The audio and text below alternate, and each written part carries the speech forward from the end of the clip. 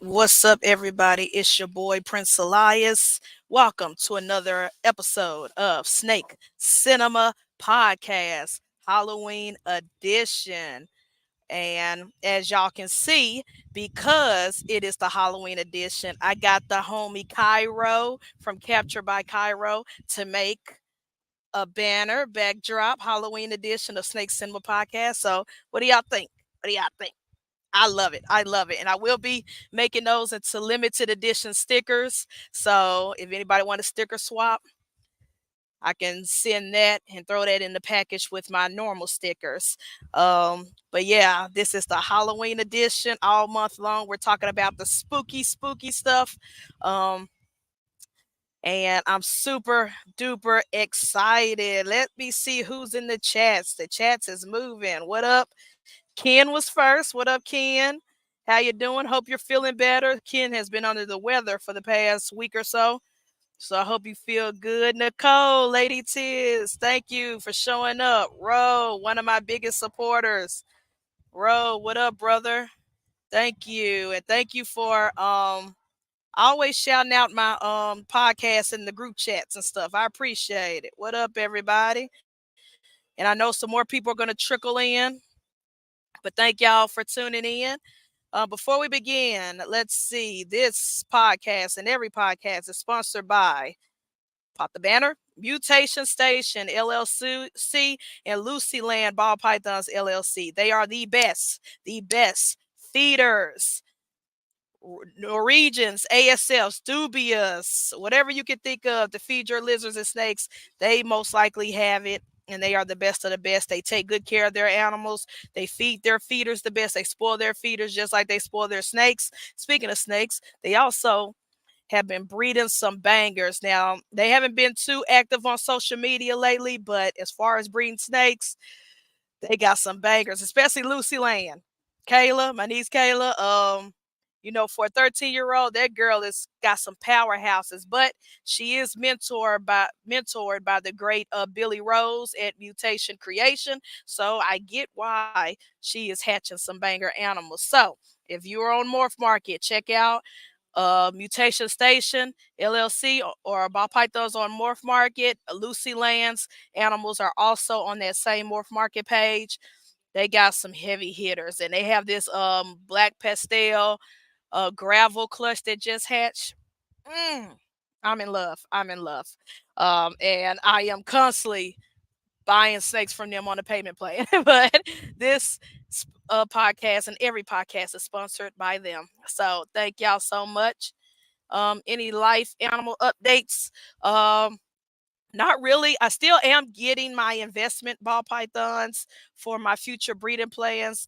They're coming in slowly because I've been doing payment plans with all of them. So more updated vlogs will be coming. We're doing an update on Powerline that drops Monday. That vlog drops Monday, and then Friday, this coming Friday, um, is going to be another unboxing from Tommy at Inky Clouds. I'm super excited for that snake. Scar, I'm so excited to be announcing him. So that vlog is coming this coming Friday on the vlogs, Snake Prince vlogs. So tune in; those videos are coming. I've already edited and uploaded them, so they're in the queue. And then also today, after this podcast, as soon as I get off this podcast, I will be going down the road to our local Repticon here in Memphis/Mississippi. It's technically Mississippi, but it's literally like right down the street from the Starbucks. So as soon as I get off this podcast, I'll be going there and I'll be picking up my first ever visual clown girl to go with all of my powerhouse males that I have in the Blackhead project, in the Black Pastel project. Almost all of them happen to be head clown. I didn't try to make them all head clown, but they are. So I now have a visual clown to pair them with, so I can make better clown odds and make the darkest clowns I can because I am Project Dark Mode. So that is the goals for the future. So I'm super excited to be picking her up. I got her from my boy Ryan at RK Exotics. He's the guy who breeds the blood pythons here locally and the retics and the berms. And I got my blood python Avicii from him. So once he started getting into the ball python game, I was like, bro, besides Mutation Station in Lucy Land, I'm buying my animals from you. They're very good, reputable breeders here in Memphis. Clean animals, healthy animals, and very good people business wise. And so I want to support local. Yes, we got some heavy hitters online. We got some heavy hitters on Morph Market, but I also want to help support the people here in my city who are actually doing good and producing quality animals. So I'm super excited to be picking up that clown girl. It will be a post on her on Instagram soon, as well as a YouTube vlog. Because I am going to be vlogging while I'm at Repticon today, and I'm going to be meeting for the first time Miss Exotics from TikTok. I'm super excited because she drove down here. So another content creator, animal content creator that I'm meeting from online in person. So I'm super excited to meet Miss Exotics. I'm so excited about that. Keys, what up, bro? What up, Keys? Thank you for tapping in. So, if you read the descriptions on this podcast today, we will be discussing horror television as well as Halloween music. Yes, yes, Lady T is Morgan. Yes, I couldn't remember her name. Sorry. But yes, I love Morgan. Yes, I can't believe I get to see her in person. I'm gonna take a selfie and post it on Instagram. I am super excited. Um, because she's driving down here. But yes, thank y'all. So today, let's start with topic number one. And I'll try to make this podcast exactly an hour. It might go over because I go on my little tangents when I get excited about things I love, content I love. And so we'll see. We'll see. I'm not in no rush to go to Repticon right now. So let's see. First topic. Where's my banner? There we go. Favorite horror TV shows. Super excited. Now, I will be doing a range of horror. Again, like I said in last week's episode when I was talking about my favorite horror films, horror comes with a wide spectrum. Horror is the big giant umbrella, and then there are all these little mini subgenres. So some could be suspense, some could be true crime, some could be sci-fi, which I will argue with people the best horror TV show ever. People gonna argue with me and say no, it's a sci-fi show, and I'm gonna say no, it's horror. It's realistic horror with sci-fi elements. And so I always argue up and down that my number one horror TV show is horror because when I was a kid watching it, it scared the shit out of me. It did. It scared the living daylights out of me growing up. And then growing up watching it as an adult and seeing the themes and seeing the twists and seeing the moral stories that the creator was trying to um engage and show, it's real life horror. Yes, it has some sci-fi elements, but it's real life horror. But anyways, super excited to be talking about horror TV shows because I believe I watch. When I look back, when I was doing the research for this podcast, I realized I watch way more horror television than I watch horror films. Because horror films, you get like three or four. Well, before streaming, you got like three or four in a year. And then when streaming happened, like the Netflix and the Hulus and the Maxes, HBO Maxes and stuff. Now we're getting horror films like every month. They not even waiting till October. In January, we got some horror stuff. So we do have a lot now, as far as horror films and horror TV. But I still am watching way more horror television than I am movies. And all of my favorite content just happen to be television. So I am super excited to be talking about this. So first up in this discussion. Oh, sorry. I'm missing the comments. What up, Holly? Thank you. Thank you, everybody. Thank you. What's up?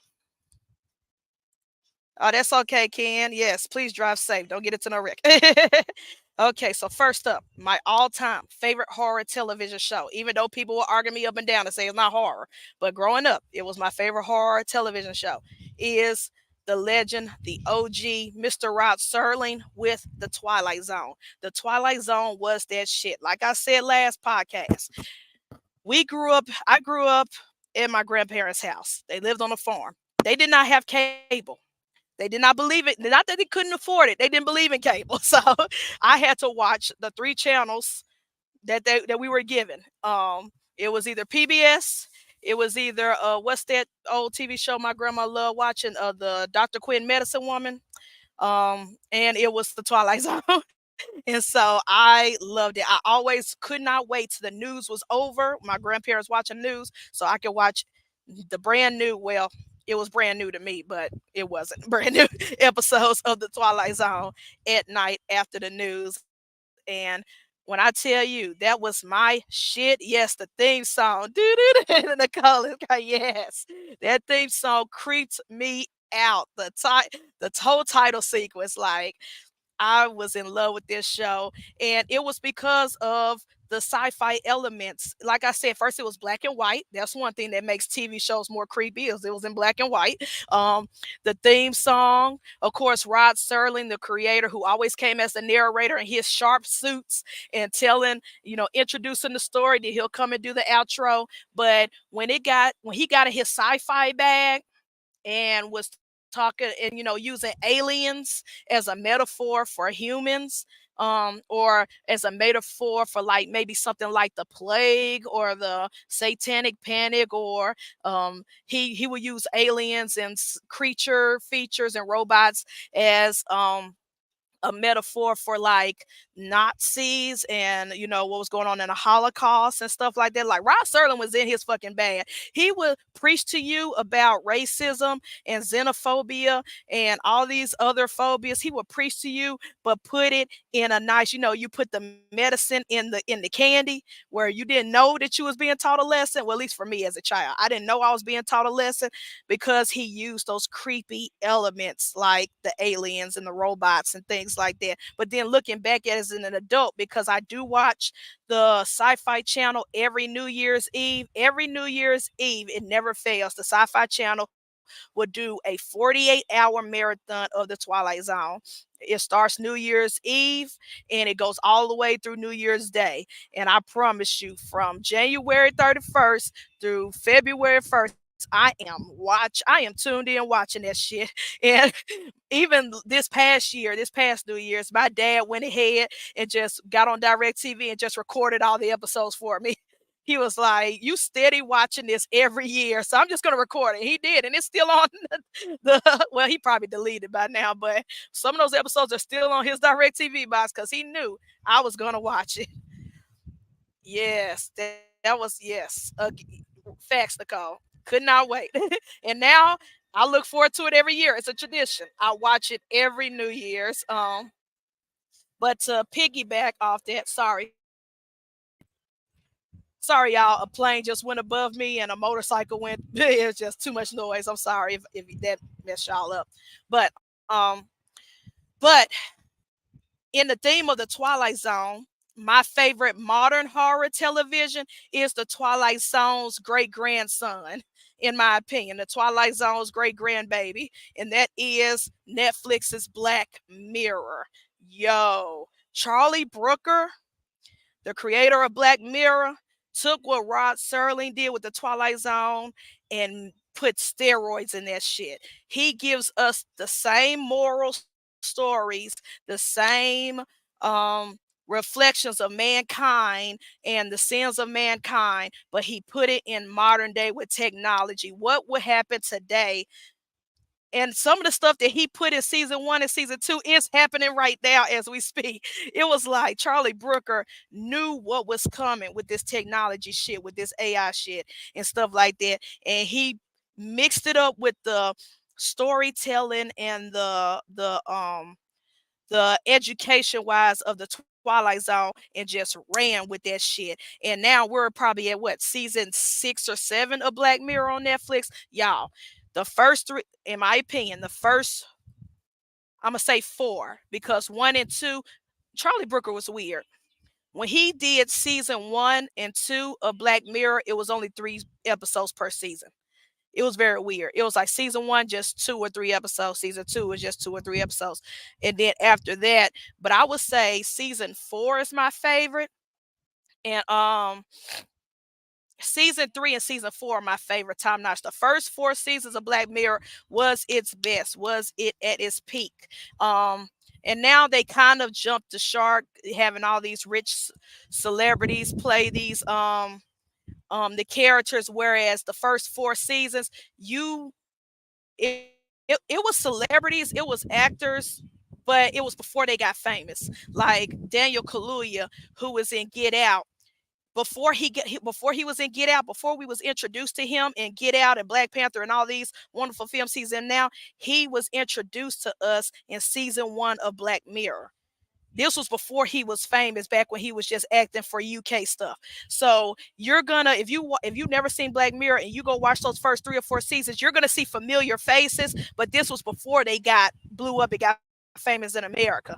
This was when they were just new and starting out in acting. So it's like it's very, but the acting is so top notch and it's very good. It's I think Rod Serling, if he was allowed today, would be very proud of Black Mirror. Now there are some episodes of Black Mirror where they get a little too violent and too aggressive with their message. And sometimes they might get a little too sensationalized. Like the message is clear, the message is telling you something, but it can get weird at times. Like the one about politics and social media and people using social media to pressure politicians. I think that was season 1, episode 1, where the politician or the prime minister got pressured into doing stuff on social media to save his wife, to save a girl who was kidnapped by some evil organization terrorists. I'm not going to give the spoiler to twist away, but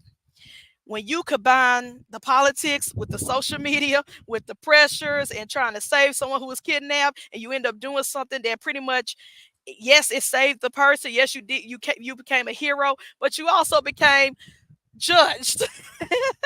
I'm not going to give the twist away. Just go watch Black Mirror. If you like the Twilight Zone, watch Black Mirror. That what's up? Good. That stuff is amazing, and that's my number 2 favorite horror. Sorry, y'all. The planes. Hope that wasn't too loud in the headset. But yes, Twilight Zone and Black Mirror classics. Oh my gosh, Keys. Well, Keys put the spoiler in. Basically, yeah, Keys put the spoiler in, but still go watch it because it's funny. It's crazy. It's crazy and it's wild. It's wild. It is wild. Jordan Peele, yes, Jordan Peele's version of Black Mirror. I mean, version of the Twilight Zone was pretty good too. It was alright. It was okay. It wasn't as strong to me. It was more. I liked it. I did enjoy it. I did like it, but I think certain episodes they missed the mark. It was like he was trying too hard to emulate Rod Serling in his vision. Um, he tried. There were certain episodes where just the message was too heavy-handed and too hard, but the acting was great. The acting was great in some of the episodes. I did enjoy some of the episodes, but if I had to choose between Jordan Peele's remake of Twilight Zone versus Black Mirror, Black Mirror, it was the shit. It was the shit. Let's see. I'm sorry, y'all. I got so passionate talking about these 2 shows that I left y'all in the comments. Yes, yes. But yes, Black Mirror is crazy. It get wild when you start talking about politicians doing stuff to pigs to save someone who got kidnapped. Oh, yes, yes. That's why Get Out was so good. It was deep but funny. And it has some suspenseful moments when you watch for the first time. Some of those moments you like, what the, like, made you jump a little bit. But yes, I love Us. Yes. Oh my gosh. I talked about that last episode. Us is so good. Yes. Yes. But let's see. Other TV shows. Lately, there's this director by the name of Mike Flanagan. If you don't know Mike Flanagan, he did the sequel slash remake to The Shining. Well, it was the sequel to The Shining. It's called Doctor Sleep. I think he did so well honoring the classic The Shining, both the book and the film. Um, but making it modern when he did that film, and so did everybody else. Everybody else loved and respect him and how he handled that property, and now he has like a multi project deal with Netflix. And I think even one with Hulu too, but he definitely got a multi deal with Netflix where they're allowing him to do these horror TV shows. And the new one that hasn't come out yet, I think it's coming out this week. If not this week, next week, is Edgar Allan Poe's The House of Usher. If y'all have not seen the trailer to that, The House of Usher, Follow the House of Usher, I think he's gonna kill that show. I can't wait. I can't wait. I'm watching that first thing as soon as I see it on Netflix. But he has done a couple of TV shows lately that have been pretty good. I must say, The Haunting of Hill House, that's also on Netflix. It's made by Mike Flanagan. If you have not seen that show, watch it. It is amazing. Mike Flanagan has quickly, in the past couple of years, become my favorite movie and TV director because what he did with The Haunting of Hill House and what looks like what he's going to be doing with the Fall of the House of Usher, the Edgar Allan Poe story, but make it modern day. I think that shit's gonna be great. That shit's gonna be great. Now, another so be on the lookout for that because he has a lot of stuff coming to Netflix. Next one, this show, this show. And again, I think y'all can see a theme that I like between Black Mirror, between Twilight Zone, and between this next one. I love my anthologies. I love anthologies. Yes, there is something nice about a story that continues, but I love, love, love shows that where every episode or every season is a different story. Different writers, different directors, different actors. I love anthologies, and this one is not an anthology per episode, is an anthology per season, and that is the OG, the modern day classic, American Horror Story. That shit is my jam. American Horror Story came out 2011, and I'll never forget season one. I think it was Honey House, or it's just probably just plain American Horror Story. Like they didn't have a subtitle then. Man, I remember the day it premiered. Me and my sisters were sitting in my sister room because they was like, "Hey, there's this new creepy show. Let's watch it." Whoo! That shit had us rolling. The first episode, I just remember us saying, "Oh shit! Oh shit! Oh shit! Oh shit!" Like every 10 minutes, it just kept bam, bam, bam, bam, bam. And then after that, I've been a huge fan, and I love that every season is a different story. Yes, he will rotate actors, but the actors he rotate, I love them all. And every season, and also if you watch American Horror Story, there is always a debate of which season is the best. Everybody loves Coven, which I get it. You got Angela Bassett, you got Kathy Bates, you got Jessica Lange, you got all these legendary women in Hollywood, period, on this horror TV show playing witches in New Orleans. It's a chef's kiss. Chef's kiss. And their acting is superb. But for me, my favorite season of American Horror Story is Asylum, where they were in the nut house with the evil nun. Mm. And and there was a serial killer on the loose, and you didn't know who the serial killer was, and people are trapped in this asylum. Man, to me, the best season of all was Asylum. Second best is Coven. Third best is the first season, Murder House. That's what it was, Murder House, not Honey House, Murder House. And then you can argue about the other seasons. Though that shit was my jam. Was I am old, Nikki. I'm I am 5 years away from being 40. So yes, I am old. Yes. I'm not like Joey D. I'm not a baby. I'm not a baby. I am an old millennial.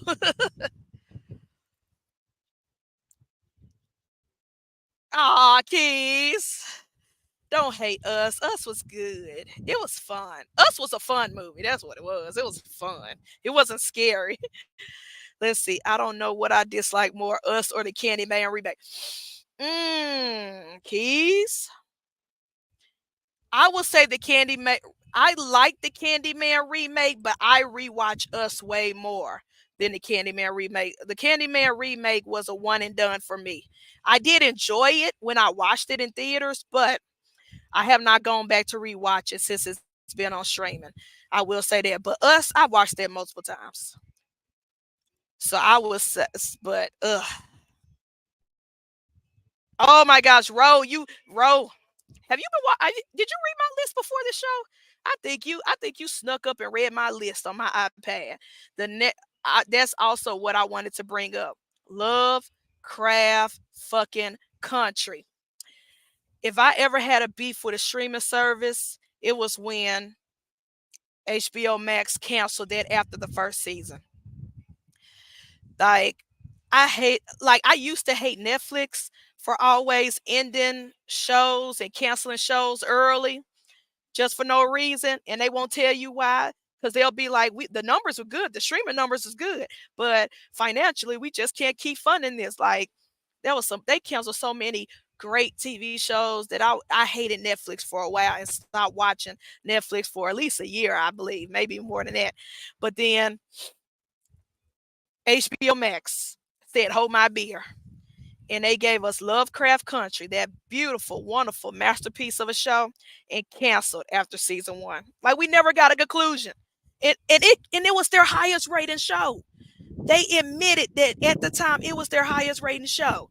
So yeah, I still got beef with HBO Max, even though I still got HBO Max. I'm not paying for it, my daddy is. But man, I never forgave them for that. And I wished a different network or service would pick that up and let at least give us a season two. Let us conclude the story with the same actors, with the same writers, with the same cinematographers. Just conclude it. Just conclude the story you've already started. Yeah. Candyman was a beautiful film as far as cinematography goes. Y'all know I'm a sucker for a good quality cinematography. But Lovecraft, yeah, that broke my heart.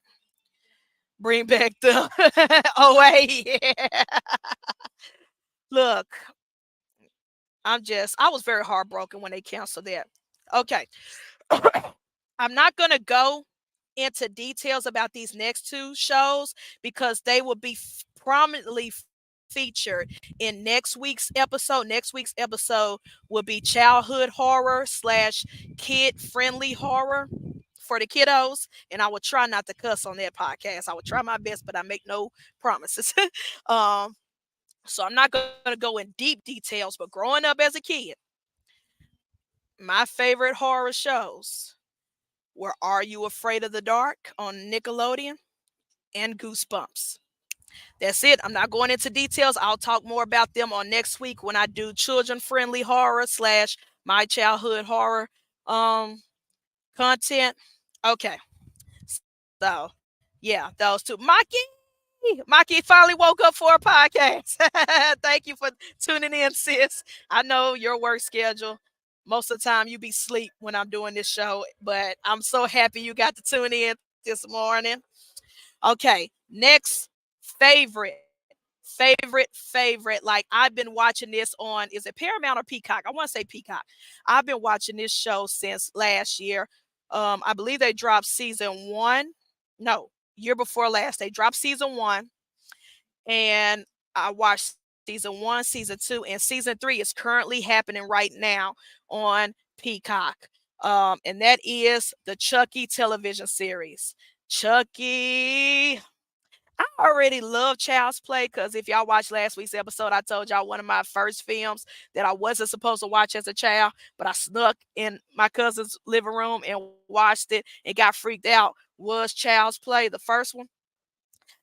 Man, the fact that they brought the original creator, Don Mancini, and the original voice actor, Brad Dourif, who plays Chucky, they brought them both back together to make this television show. It's something about when you let when you it's one thing to do remakes, it's one thing to do reboots and all this, or do modern sequels, and some of them are hit or miss, some are good, some are bad, but it's something when you bring the original creators and the original voice actors and you let them tell the story how they want to tell them. Man, they brought back everybody from the original Child's Play series to do this TV show. And I tell you, they haven't missed yet. They're on season 3 right now, and they have yet to miss. I love Don Mancini as a writer, director, producer, and I love Brad Dourif as the voice of Chucky. He just, even at his old age, like I watched an interview last year. They interviewed him and the creator, and basically he doesn't even live in Hollywood no more. He live up in the mountains somewhere, and they called him and they pretty much sent like a voice recorder or a microphone to his house in the mountains with the script, and he records from his bedroom. Like, he records all his Chucky lines and just ship it, mail it off to the people. But it works because you think that he is literally there. You think he's literally there in the role as Chucky, and it's pure gold. I love it. And his daughter, his real life daughter, plays one of the villains in the show. Well, I would say anti-hero. I won't say villain. I'll say anti-hero because depending on the story, depending on what's happening, she could be a good guy, she could be a bad guy because she's slick possessed by Chucky. But to have his real life daughter act in the show, and she is killing it playing him, pretending to be him, like she knows her dad's mannerisms, his voice. It is that show is chef's kiss. So if you have Peacock, watch start with season 1 and watch it all the way through, and watch this new current season 3, the Chucky series. I'm so happy they brought that back, and I actually love that it's a TV show and not a movie, because I feel like with a movie you're constrained to the 2 hours that you're given by the movie studios. With a TV show, you can spread these stories out, you can space it out, and continue this story. Like right now, season 3, Chucky is in the White House. Somehow, Chucky got his ass in the White House with the president's child, and you already know he's about to kill a whole bunch of motherfuckers in that show. Man, I can't wait. That shit is good. Sorry, y'all, that neglected y'all in the comments, but I see y'all. Let's see, they canceled it because it was a much hidden Black history. Yeah, yeah. People was becoming woke. Yep, yep. I believe that's what it was, because ain't no way in hell you can explain to me why a show is your highest rating show. It's bringing in the numbers, it's bringing in the cash flow, it's bringing in the money, and you cancel it. It makes no sense. It makes no freaking sense. Let's see. Yes, yes. So I'm glad you're enjoying your break, Maki. Don't be scared of dolls. It's these Chucky, because Chucky's funny. Chucky is funny. Like when he tried to kill someone, he tried to kill. I'm not going. It's not a spoiler. When he tried to kill a kid, and the kid just happened to be gay, and the kid was like, "I will not let you kill my friends. I love them so much." Chucky just responded, "Man, that's so gay." I bust out. I was about to spit my drink out. Like, this kid had a whole entire speech about how he's sick of Chucky and how Chucky's not gonna murder his friends and he will not let Chucky bully him. And Chucky's only response was, "Man, that sounds so gay." It's hard to be afraid of Chucky because Chucky is funny. He just be his one liners. He just be dumb as fuck. Oh my god. No, Maki, I'm not bougie. All the apps that I'm on that I watch these shows is my dad's paying for it. I just ask for his password. I'd be like, "Oh man, give me your password." Next show. Okay, I like this show. I do like this show. I enjoy this show, but this isn't my favorite. But I would be remiss if I did not mention Stranger Things. Stranger Things is, I think I like it for the nostalgia. I was born in the 80s, grew up in the 90s. So the whole 80s aesthetic and the whole, Stephen King S, Stand By Me S of kids fighting an evil force, kids fighting, going against real life horror with their families and their friends and bullies at school while defeating an actual monster. I think that's why I enjoy Stranger Things like I do. But I'm not real crazy of a fanboy of Stranger Things like most people. But I do enjoy it. I do watch it. I think it's dope, and I would be remiss if I did not at least mention it. Now, also something I do enjoy, but I'm not. It doesn't scare me because again, zombies do not scare me. For some reason, no, there's never been a zombie film where I was afraid of anything. But I would be remiss if I did not say that people should watch The Last of Us. That shit is great. The acting is great. The characters is great. And also at least the first 4 seasons of The Walking Dead. Now, as The Walking Dead kept going, it started getting stupid. But at least the first 4 seasons, please go watch The Walking Dead. It's good. I'm still not afraid of zombies, but as far as acting, as far as cinematography, as far as character arcs, character stories, if you want to watch a show where you actually feel for the characters, if and you do feel bad when they do meet their demise, uh what did I just say? Damn it. My brain, COVID brain. I blame COVID for everything. The Last of Us and The Walking Dead.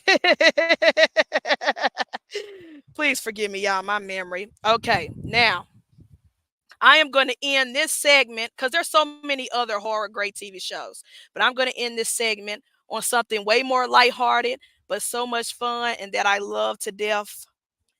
And that is both the OG original Adams Family TV show, black and white. That's my OG because again, my parents didn't have cable.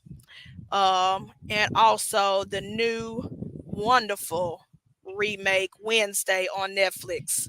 I'm not ashamed to say I'm a Wednesday fanboy. Jenna Ortega played that character to the T, which is why I named my new boa that I'm getting Wednesday after her, and why I have my current boa Morticia. I have been an Adams Family fanboy since I was a child. I make no qualms about that. Even the movies with COVID brain, COVID brain. Y'all know the actress who plays Morticia. Yeah, sorry y'all, my memory, but y'all know the movies, the OG TV shows.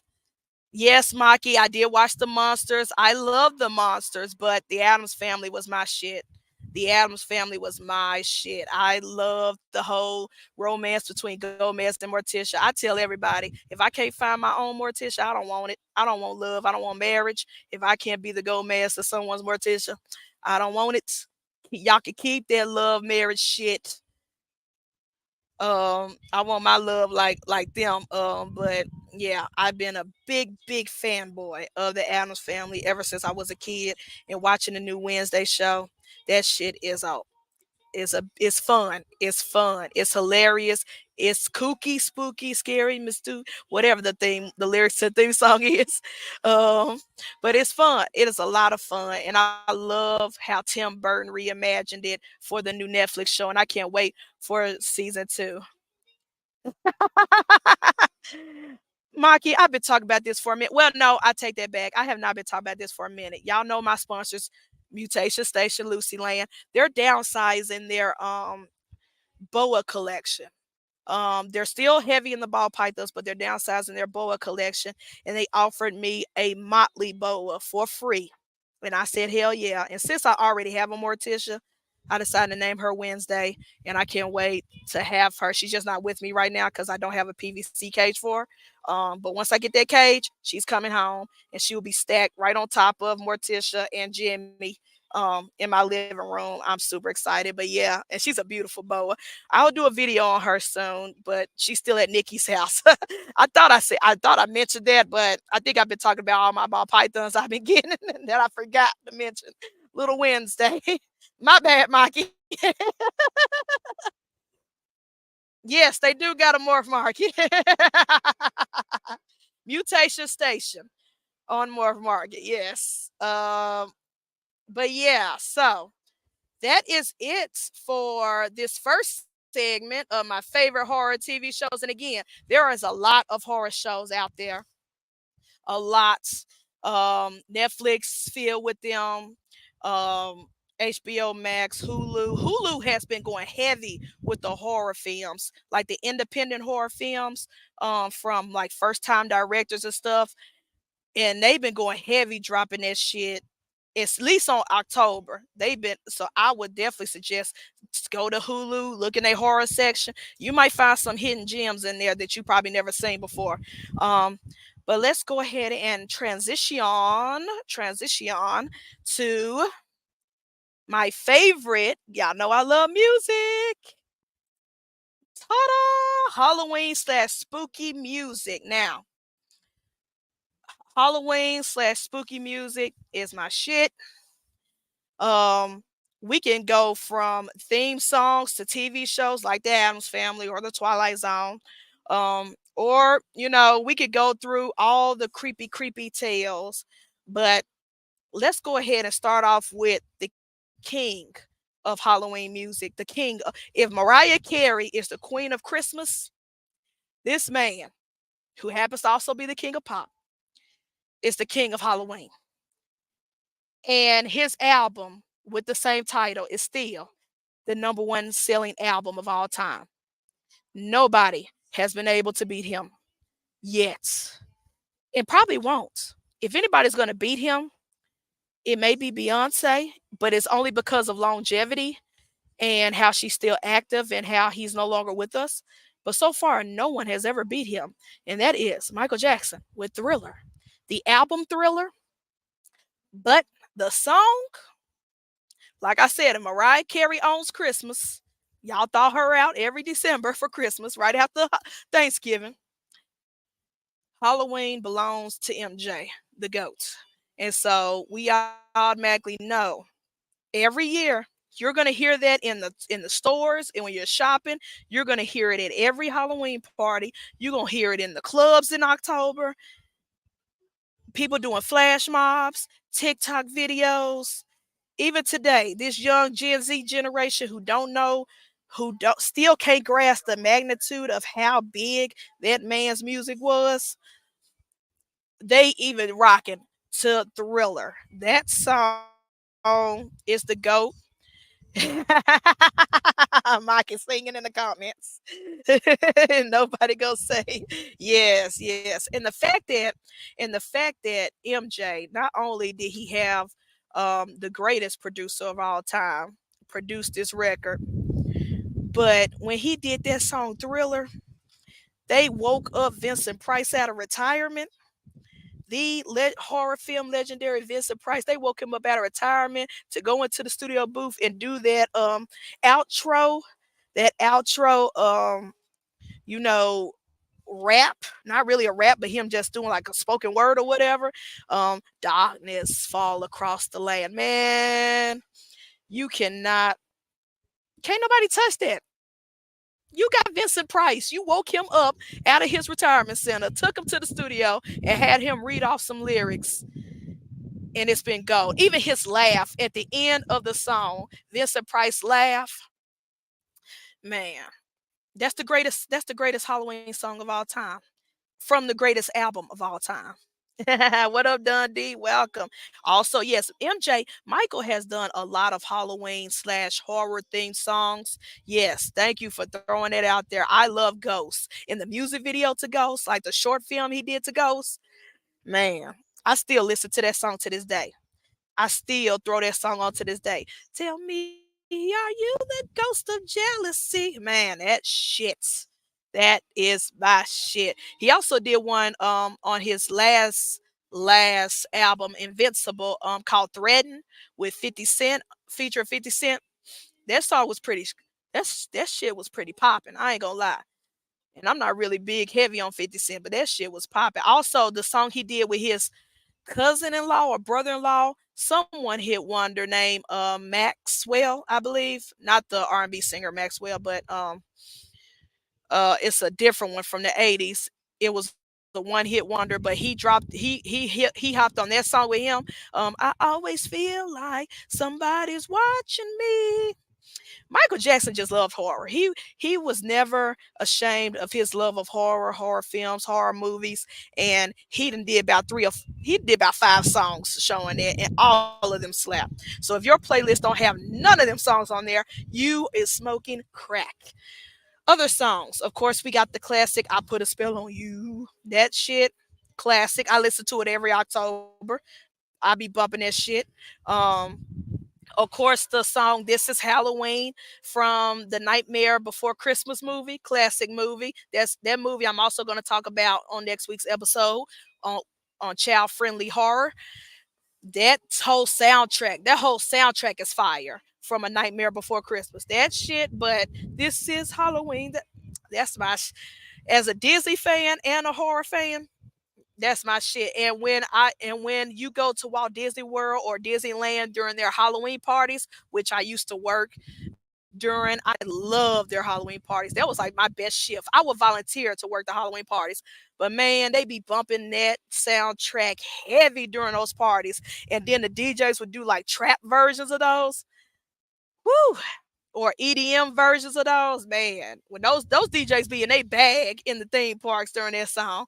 Um Carlos Santana, Black Magic Woman. If you don't rock Carlos Santana, period, you smoking crack. Cause that man's music. Of course, Google Mock from the Cramps. Sorry, the Cramps. I'm so man. That song, I love it. Of course, the Wednesday show brought that song back in people's radar, but I was jamming it before that show. Before they did that scene where Wednesday was dancing to that song. I love that song. A little bit more modern, up to date. Well, not really modern, but up to date, spooky songs that I enjoy. Shakira She Wolf that came out in 2009 ish or 10, something like that. And also Rihanna's Disturbia. That shit, that was my shit when she came out with that. Ooh, I love that. Let's see what else. Creepy music. I didn't write a list for this one like I did the TV shows. My bad. Of course, 80 ACDC Highway to Hell. I love playing that. Um, let's see. And there's been a lot of songs written specifically for horror films.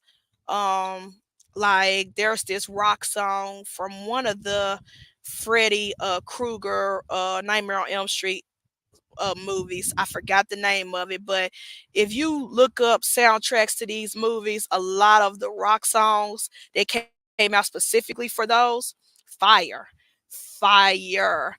Um, let's see. What else? What else? Oh, how could I forget the goat? I'm so stupid. Charge it to my head, not my heart. Stevie Wonder's Superstition.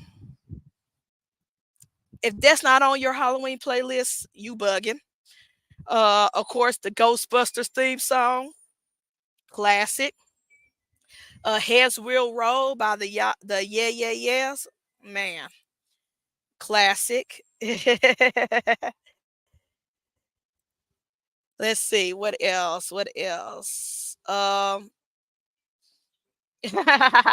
this this is a funny one, but I do listen to it from time to time during Halloween. The Nightmare on My Street from Will Smith, Fresh Prince, and Jazzy Jeff.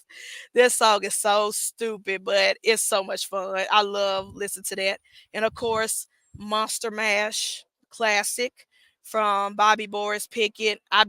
Everybody has been posting that song on their TikToks and their Instagram reels lately, and I love it. Every time I hear it, I'm just jamming. I'm like, here's the Monster Mash. Love it, love it. Radiohead's Creep, another good one, another good one. I'm just going through this Spotify playlist right now as we speak. But yes, those songs, I just love them, and I love listening to them during the month of October. My Spotify playlist is nothing but Halloween shit. And now lately I've been listening to, y'all know, when y'all want to relax or you're studying or when I'm making lesson plans, I be going to YouTube and listen to those lo-fi playlists. They got some Halloween slash fall playlists, lo-fi playlists that are some bangers. I'll just put it on and it'd be like my zen time. While I'm like making lesson plans and stuff and oh, oh yes, spooky scary skeletons, yes. That's another one that TikTok is going crazy over lately in the Instagram reels. What's up, El Papa? Bosa's in the building. What's up, El Papa? Tiny Tim tiptoe through the tulips. Yes, yes. See, Maki's bringing up some good ones. Man, man, yes. But I think my favorites that I listen to the most is Size Thriller and all the Michael Jackson stuff is I Put a Spell on You, Google Mock, and damn. The more modern stuff like Disturbia and She Wolf, I listen to those even when it's not Halloween. Even when it's not October, I'm just listen to those just randomly. Like I just feel like listen to this shit. um, because I love music like that. But yeah. So anybody else got any suggestions? What did I not mention? That you listen to during this spooky seasons? Um, when you're either cleaning your house or what or in the snake room or when you go to like Halloween parties or haunted houses, what song triggers a core memory where you like, yeah, that's my shit. You're right. Oh yes, the trap remixes that they be making for those Instagrams and those TikToks is be fire. I be jam. Sometimes I will go to the music section just to listen to it, or I go to the real section just to listen to it. Like anything involving scorpions. Well, I have not heard of them. I need to go check them out. Oh yeah, Maki listened to a lot of like heavy metal rock stuff, so I'm pretty sure they got a lot of shit that is like in that element, in that bag. I'm pretty sure there's a lot of artists that are like, oh, speaking of which, Maki Snakes were in a music video. What's the name of the band? I know it's Chaos something. I don't want to fuck it up. I don't want to fuck it up, Maki. What is your friends, your homies group name? But y'all need to listen because the song I went and watched the video to support Maki and the snakes in the video, but the song is actually fire. Like I actually love that song. I put it on my Spotify playlist, but I can't remember the name. Is it Chaos Theory? Yes, Chaos Theory, The Exorcist. Yes, Oh my gosh, that shit, that song is popping, y'all. Please go on YouTube, watch the video, get the numbers up, but check out their music. I'm not really heavy hardcore rock music type person. I'm more of a 80s hair band rock music type fan, but Chaos Theory, they become my new favorite band. Like I like them. I like them a lot. And I'm glad Mikey introduced me to them. But yes, go check out that video. The Exorcist, that tune is catchy. And I quickly did add that song to my Spotify playlist. Both my Halloween and my regular just rock music playlist. Like I said, I'm more of an old school 80s hair band, type listener. I'm a Bon Jovi type listener, but it's some heavy metal music that I will listen to. There are some artists out there that I do like, and Chaos Theory, Maki's friend, is one of them. Yes. Uh, Maki stupid. Maki said anything with the sign Scorpios. I'm doing you. Ah. Waking the demon. Okay, I'm gonna go check that out. Waking the demon. Bullet for my Valentine. Okay, I'm gonna go check that out. Thanks, Maki, for those suggestions. Yes, I do, but I do like Exorcist. Exorcist is a good, catchy song. I was jamming to that. I've been listening to that a couple of times since I watched the video. Very good song. Very good song. I love it. So please add those suggestions you see in the comments to your playlist for the spooky times or just to rock with it, just to listen to it. But yeah, that is it for me. I don't have any more suggestions, but I did want to talk about the things I love and I enjoy. And I appreciate y'all for tuning in. It's been consistent, like 5 or 6 people the entire podcast. So thank y'all. Thank y'all for spending your mornings with me. Please, please, before I go to Repticon, pick up my new clown girl. Please, whatever you do, support. Even if you don't buy a snake, support my sponsors on social media, on Instagram, Mutation Station slash and Lucyland Ball Pythons. They are doing some great things with the reptiles, and they also been wonderful, wonderful rodent providers. What up, Brian? Thank you for tuning in. So please go at least give them a follow on IG. If you don't do anything else, but also check out their Morph Market because they got some cool snakes on there as well. And Kayla, aka Lucyland, has hatched some banger snakes, some banger heavy hitter snakes that she will be adding to their Morph Market. So please go check it out.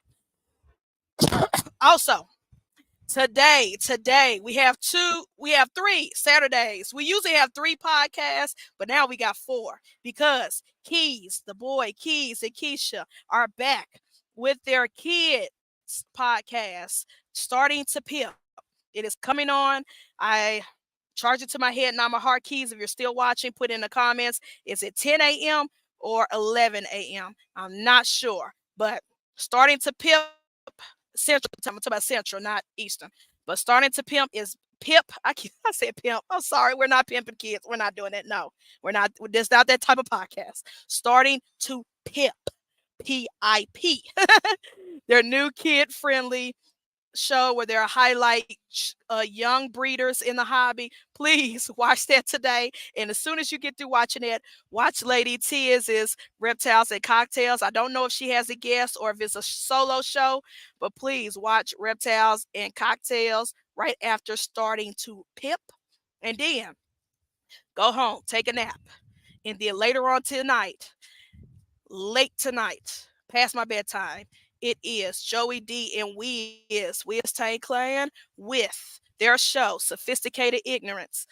I think they might have an Ed Cuddy, not sure. We will see. But even if they don't, it's a great show, great fun, great vibe. I'm both stupid. Look, I was gonna unsubscribe to myself for that mistake. Starting to pimp. Look, with that slip up, I was gonna unsubscribe to myself. But yeah, please watch Keys Starting to Pip, uh, Lady Tia's Reptiles and Cocktails, and we slash Joey D Sophisticated Ignorance. Your Saturday is filled with dopeness. Y'all started off with me as your breakfast. You got lunch, you got afternoon snack, and then you got dinner. So please check out those podcasts and check out every podcast.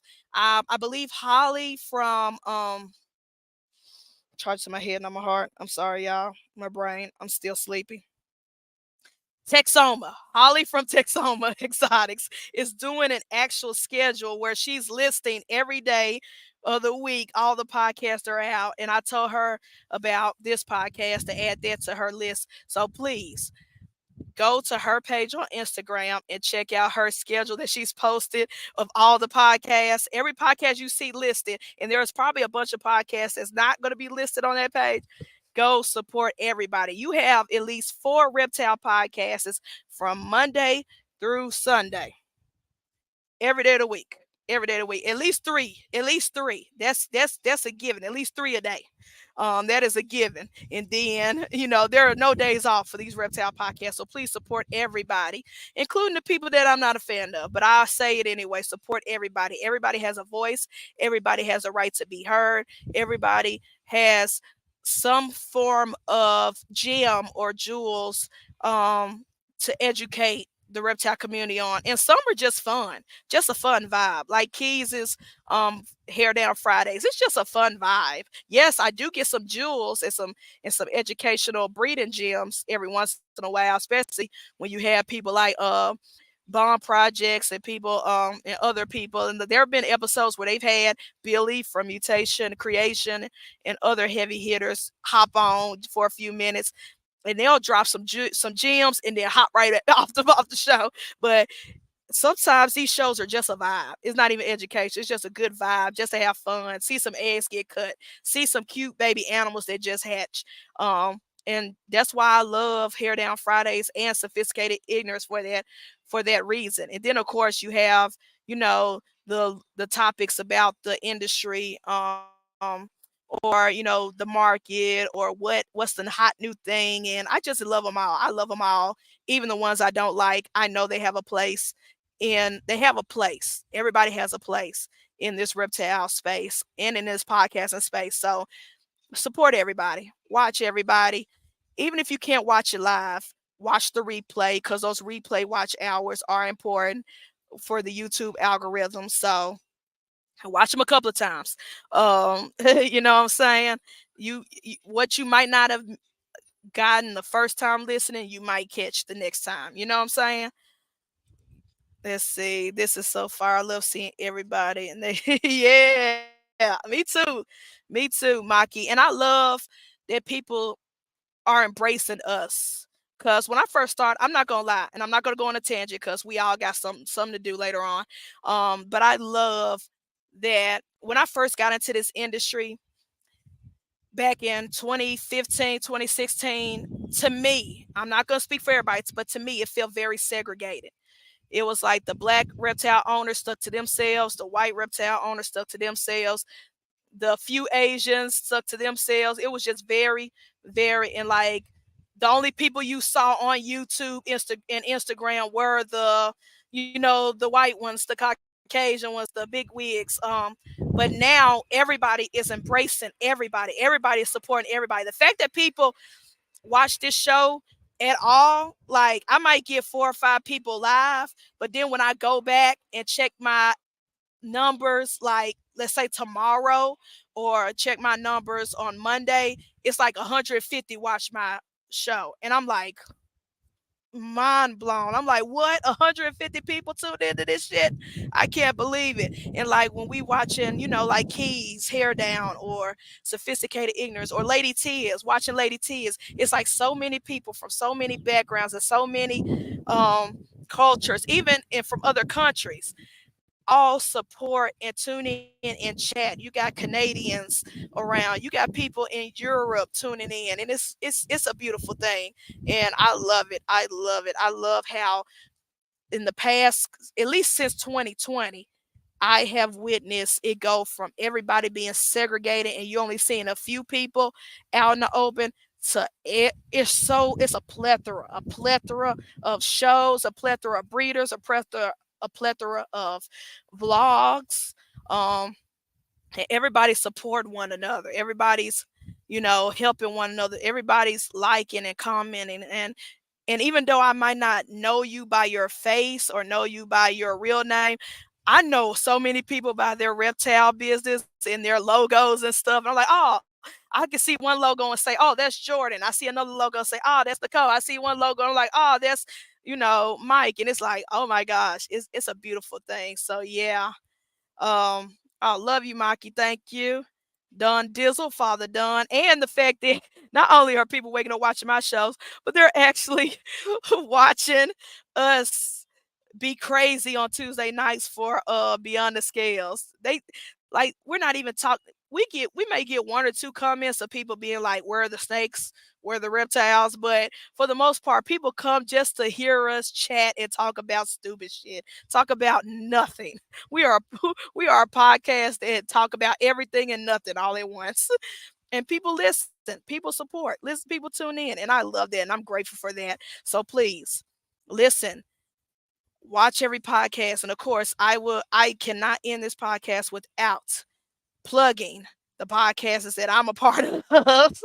So please listen on Sundays, Snapes and Vapes with Rock, or Rock on Reptiles, and then also listen to all us crazy folks from the Wild Bunch crew on Tuesdays with Beyond the Scales on Rock's YouTube channel. So that's me, Father Don, Dundee, Maki, Rock, and of course Candy Cane. So please tune in to all the podcasts. But that's it for today's Snake Cinema podcast. And again, thank you to Cairo, Captured by Cairo on Instagram. They made my Halloween background for my podcast logo.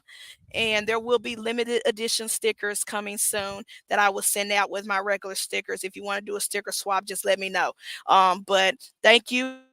Cairo, for this beautiful backdrop, Halloween backdrop.